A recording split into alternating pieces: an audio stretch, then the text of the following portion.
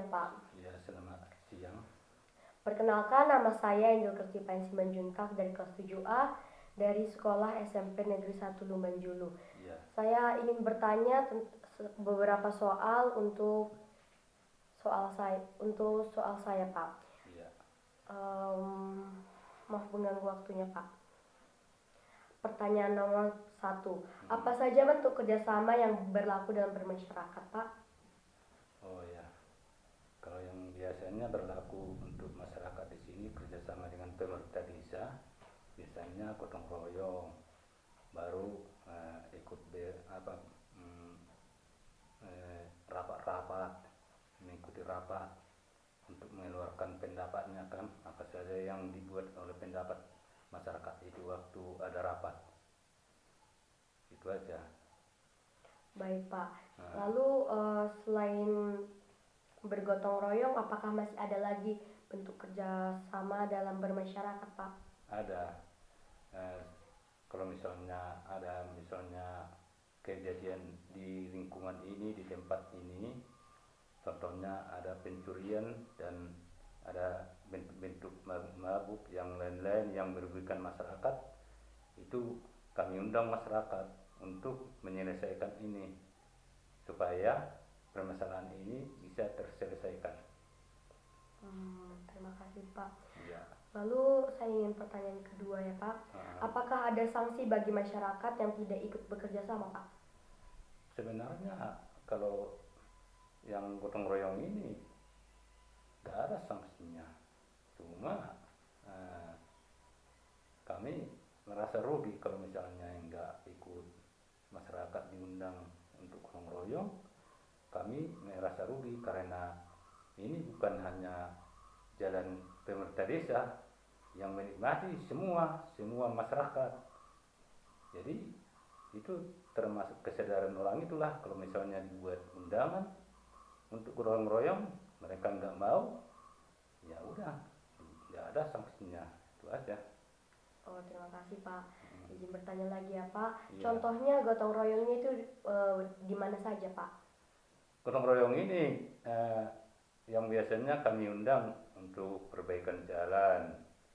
Nah, gotong royong misalnya ada pembangunan rumah, kalau misalnya ada musibah tiba-tiba kan, misalnya ada kebanjiran, misalnya angin puting-beliung, kalau misalnya rumah roboh, ya mestinya harus kami undanglah masyarakat untuk kerjasama untuk memperbaikinya.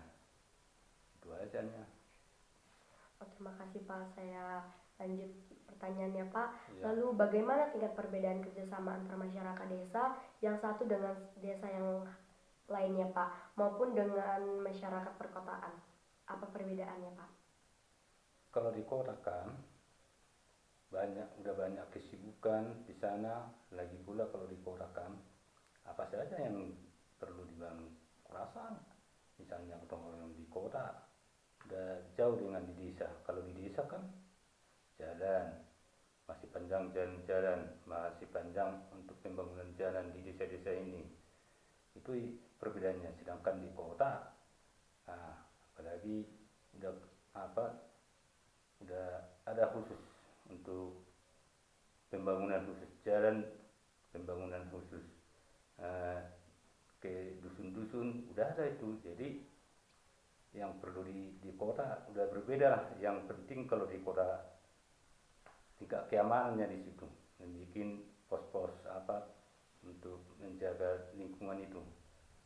Itunya perbedaannya. Kalau di sini, karena di sini bukan seperti di kota banyak kerusuhan dan lain.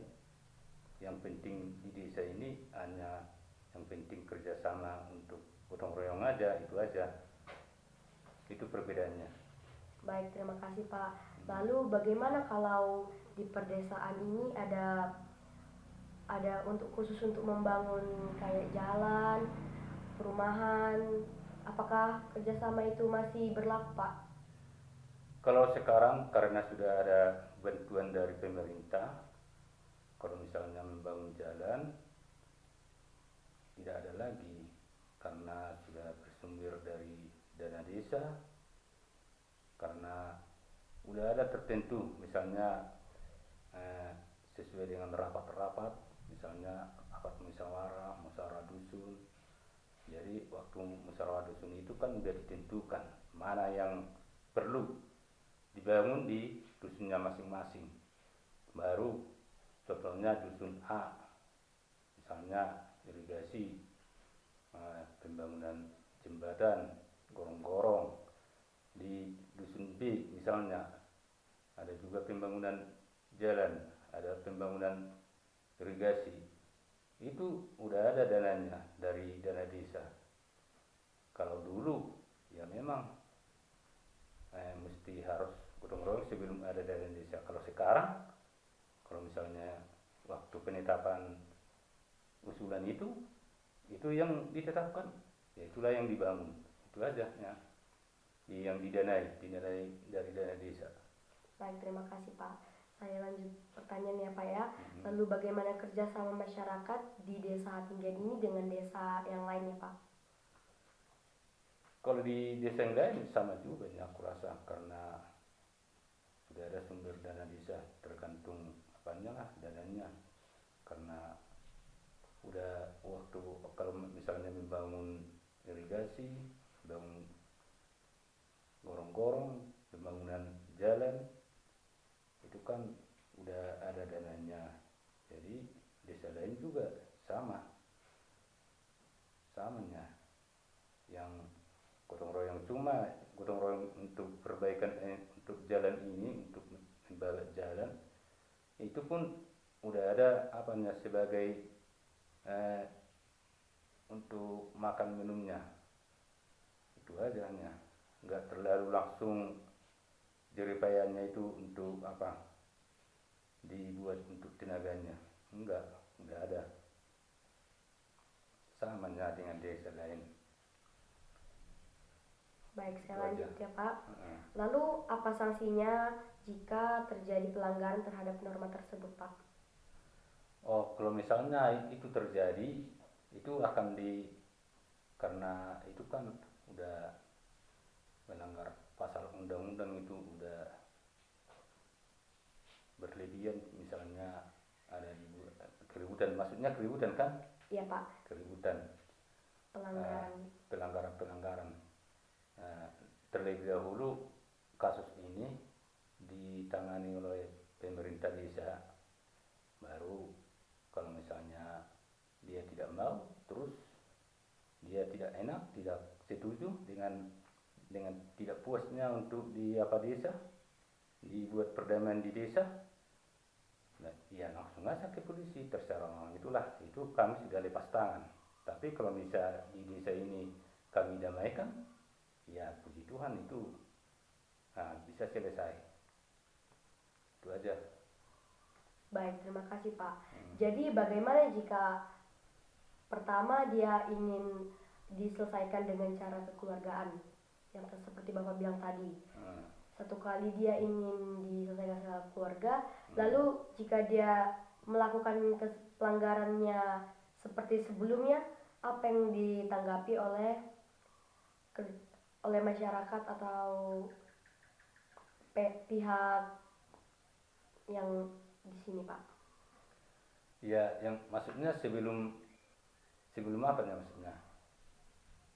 Contohnya kan Pak, kalau dia sudah ingin berminta maaf atas kesalahannya Pak. Iya, baru? Tapi dia mengulanginya lagi Pak. Oh, dia mengulangi lagi? Iya Pak. Ya, kan waktu perdamaian itu kan udah ada dengan secara tulisan, apabila melakukan diulangi lagi kejadian ini, baru udah ada di situ dibuat perjanjian. Kalau dia melanggar diulangi lagi, ya langsunglah ke pihak berwajib untuk menyelesaikan. Contohnya kepolisian, karena waktu perdamaian kan udah dibuat, perdamaian harus ditandatangani kedua belah pihak dan disetujui oleh kepala desa. Itu kalau misalnya diulangi lagi kejahatannya, perbuatannya yang dulu, ya langsung aja lah ke pihak berwajib. Itu aja. Oh, terima kasih Pak. Pertanyaan terakhir kan Pak. Mm-mm. Jadi bagaimana jika ada orang luar kota yang tidak di sini tinggalnya Pak, Mm-mm. ke sini menetap di sini, Mm. lalu melakukan pelanggaran Pak di desa ini? Ya harus dibuatlah sanksi. Itu yang misalnya dari luar, contohnya dari luar desa inilah ya. Iya Pak. Kalau misalnya ya di sini entah tinggal di rumah keluarganya entah berapa minggu, itu maksudnya kan, Iya Pak.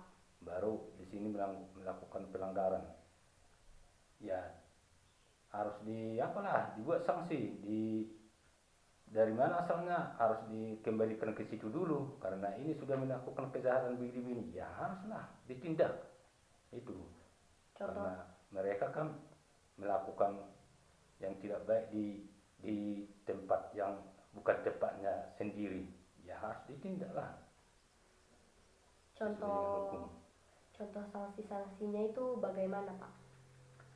Sanksinya ya kalau misalnya di tempatnya, di tempat asalnya itu kan, contohnya di tempat asalnya itu, di mana tempat asalnya, kami tanyalah di sana, misalnya datang ke sana ngapain, kalau misalnya untuk cari kerja di desa Hatinggian ini, jadi di desa kami membuat kerusuhan, ya kami tangkaplah dia. Tapi kalau misalnya orang itu di sana juga jahat, di tempat kami ini juga jahat, ya itulah harus ditarik ke kepolisian. Itu aja. Terima kasih Pak untuk jawabannya.